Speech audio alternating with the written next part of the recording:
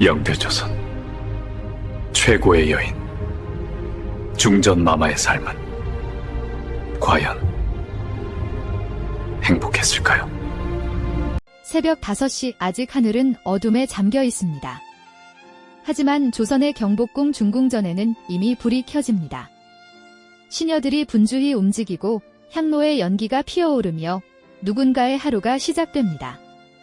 그 누군가는 조선 최고의 여인, 바로 왕비, 중전마마입니다.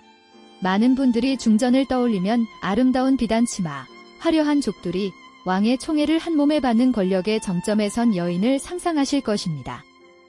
드라마 속에서도 중전은 늘 당당하고 위험 있으며 후궁들과의 싸움에서 궁극적으로 승리하는 존재로 그려지죠. 그런데 과연 실제 조선의 중전은 행복했을까요? 새벽 5시에 일어나 밤 11시가 되어서야 겨우 눈을 붙일 수 있었던 그 삶, 왕의 아내이면서도 왕을 마음대로 만날 수 없었던 그 처지. 조선 최고의 여인이라 불리면서도 사실은 조선에서 가장 많은 것을 포기해야 했던 존재. 오늘은 화려한 겉모습 뒤에 가려진 조선 중전의 진짜 하루를 낱낱이 들여다보겠습니다. 이 이야기를 끝까지 들으시면 아마 중전에 대한 생각이 완전히 달라지실 것입니다. 조선은 유교를 국가 이념으로 삼은 나라였습니다. 유교적 질서 안에서 왕비의 역할은 단순히 왕의 아내가 아니었습니다. 왕비는 왕실의 안주인으로서 종묘사직을 이을 왕자를 낳고 후궁들과 내명부 전체를 통솔하며 왕실의 각종 제례를 주관하고 대왕대비와 왕대비를 정성껏 봉양해야 하는 그야말로 한나라 여성 질서의 정점이자 기둥이었습니다. 이 모든 것이 의무였습니다. 선택이 아니었습니다. 조선왕조실록과 승정원 일기를 살펴보면 왕비의 일과가 얼마나 엄격하게 규정되어 있었는지 알 수 있습니다. 오늘은 그 기록들을 바탕으로 조선 중전의 하루를 따라가 보겠습니다. 새벽 4시에서 5시 사이 궁궐 안에서는 첫 번째 북소리가 울립니다. 이를 오경이라 불렀는데 이 시간이면 왕비는 이미 일어나 세수와 단장을 시작해야 했습니다. 우리가 상상하는 것처럼 여유롭게 눈을 뜨고 천천히 준비하는 게 아닙니다.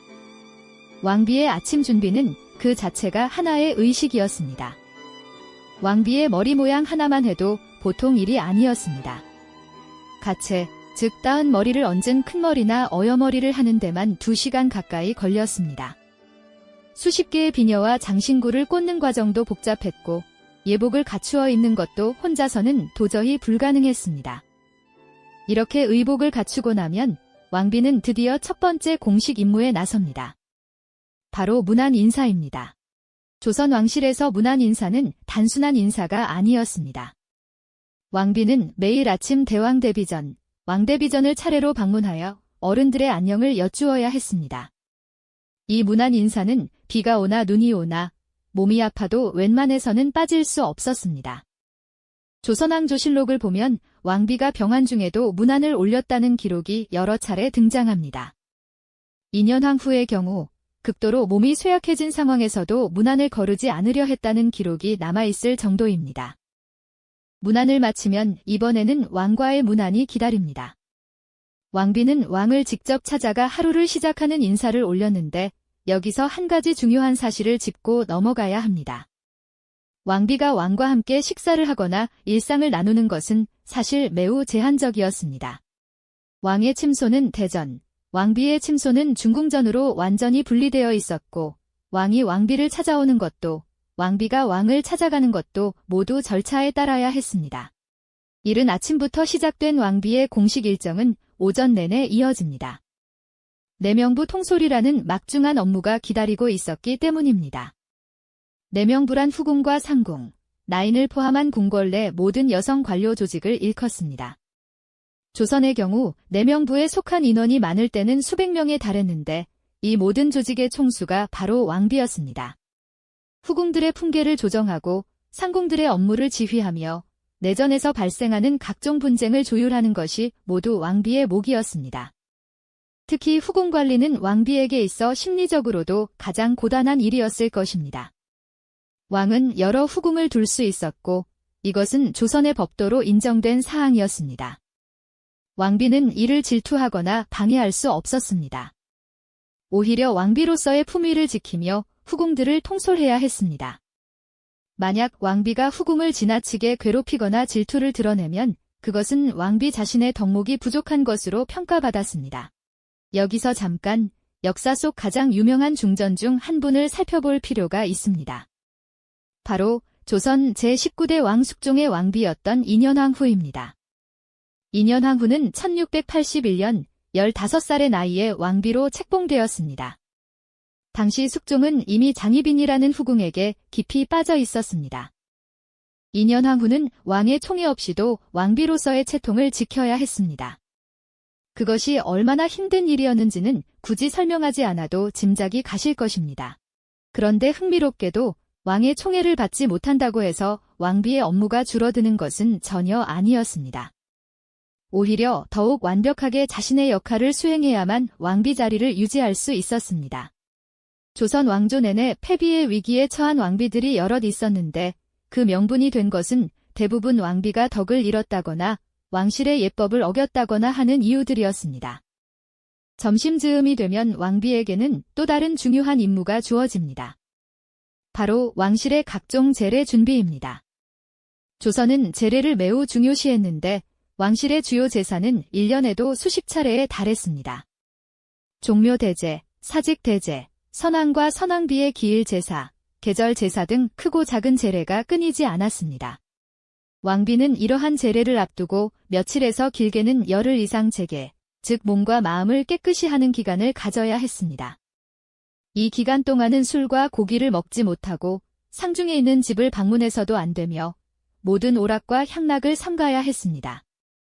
1년 12달, 이런 제계 기간이 몇 달에 한 번씩 돌아왔으니 왕비의 식단과 생활 자체가 상당히 제한적일 수밖에 없었습니다.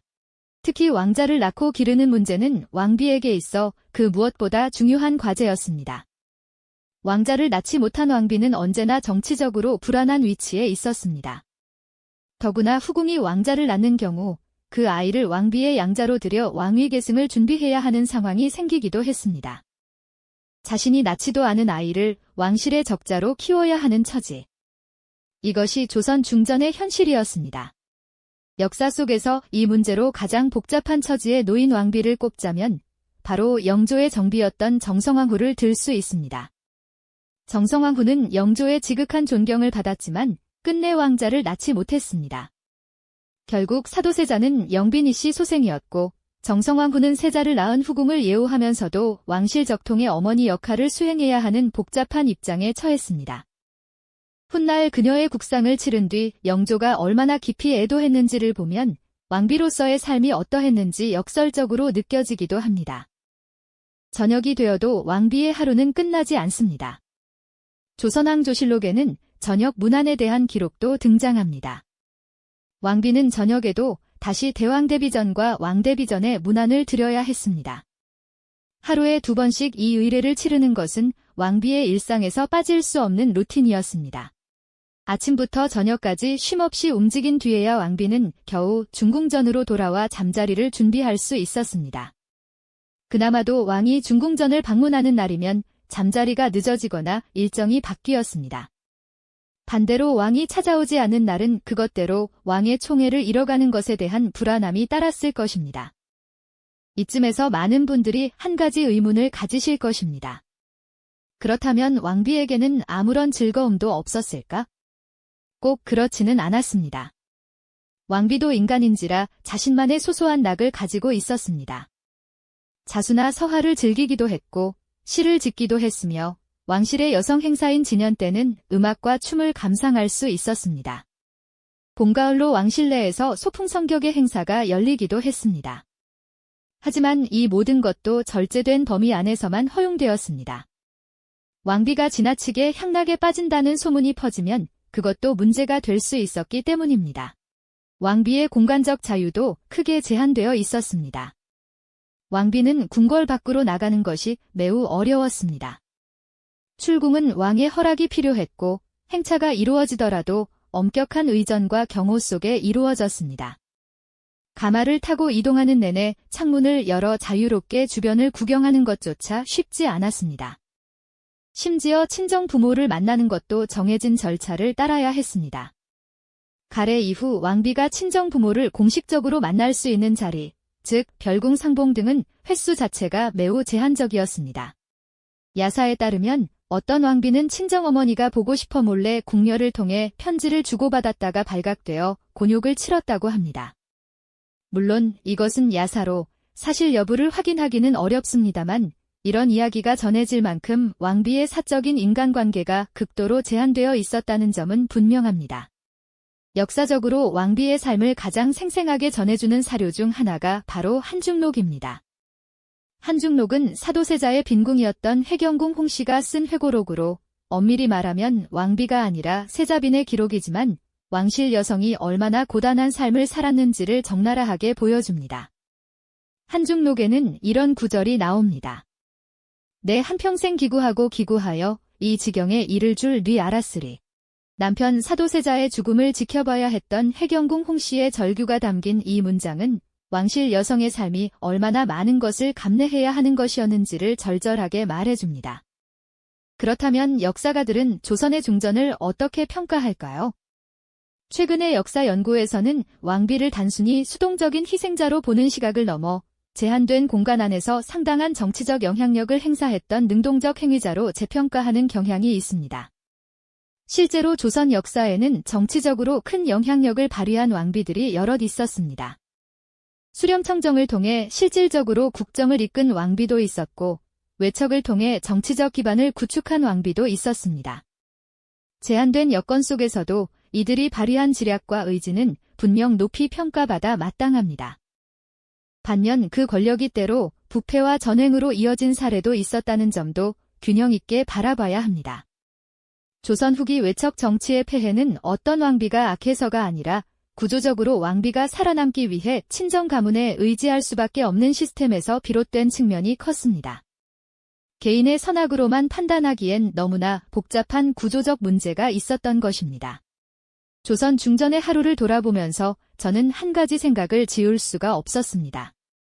우리는 흔히 높은 자리에 있는 사람은 그 자리에 맞는 자유와 행복을 누릴 것이라고 상상합니다. 하지만 조선의 중전은 가장 높은 여성의 자리에 있었기에 오히려 가장 많은 것을 내려놓아야 했습니다. 자유를, 사랑을, 때로는 자녀를, 그리고 자기 자신을. 새벽 5시에 시작해 밤 11시에 끝나는 하루를 살며 조선의 중전들은 그 무게를 묵묵히 감당했습니다. 그 삶이 행복했는지 불행했는지 어쩌면 그 답은 우리가 아닌 그녀들만이 알 것입니다. 하지만 분명한 것은 그 삶이 결코 화려하기만 한 것은 아니었다는 사실입니다. 여러분은 어떻게 생각하시나요? 조선 최고의 자리에 있었던 중전의 삶, 부럽다고 느끼시나요? 아니면 안타깝다고 느끼시나요? 댓글로 여러분의 생각을 남겨주세요. 그리고 한 가지 더, 이 조선에는 중전 못지않게 파란만장한 삶을 산 후궁들의 이야기도 있습니다. 다음 영상에서는 장희빈과 인현왕 후, 그 치열했던 후궁과 왕비의 대결을 더욱 깊이 있게 다루어 보겠습니다. 채널 구독과 알림 설정을 해두시면 업로드될 때 바로 알려드리겠습니다. 오늘도 끝까지 함께 해주셔서 감사합니다.